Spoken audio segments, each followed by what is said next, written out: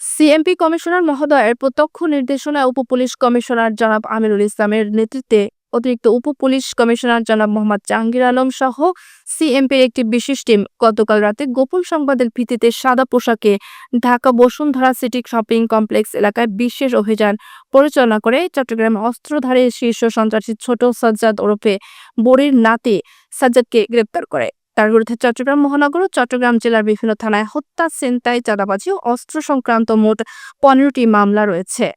আমাদের এখানে চট্টগ্রাম মহানগরের বিশেষ করে সিএমপির যে আমাদের উত্তর ডিভিশনের 4টা থানায় বিশেষ করে সন্ত্রাস সৃষ্টিকারী এক দুর্ধর্ষ সন্ত্রাসী, যাকে চট্টগ্রাম মহানগরীর শুধু বললে একটা আন্ডারস্টেটমেন্ট হবে। এটা আমি মনে করি আপনার চট্টগ্রাম জেলা সহ চট্টগ্রাম মহানগরের শীর্ষ সন্ত্রাসী ছোট সাজ্জাদ, যার নাম পরিচিত অলসো নোন অ্যাজ আপনার বুড়ির নাতি সাজ্জাদ।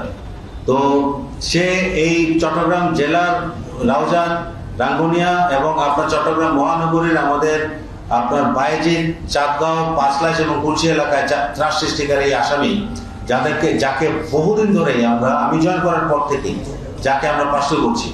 আমি এখানে জয়েন করার আগে অগস্ট মাসে সে এখানে একটা ডাবল মার্ডারের ঘটনা ঘটে। এটা বাইজিৎ থানা মামলা। তারপরে আমি জয়েন করার পরে সে এইখানে চাঁদগাঁও থানায় আরেকটি হত্যাকাণ্ড করে এবং প্রকাশ্যে অস্ত্র নিয়ে সে তার দলবল সহ সব কয়টা লোক সে সহ অস্ত্রশস্ত্র নিয়ে এসে চাঁদাবাজি করতো। বিল্ডিং কনস্ট্রাকশন কোথায় হচ্ছে চাঁদাবাজি হচ্ছে, কোথায় দোকান হচ্ছে চাঁদাবাজি হচ্ছে, শপিং সেন্টারে চাঁদাবাজি হচ্ছে এবং জুট ব্যবসা। চট্টগ্রাম যে আমাদের যে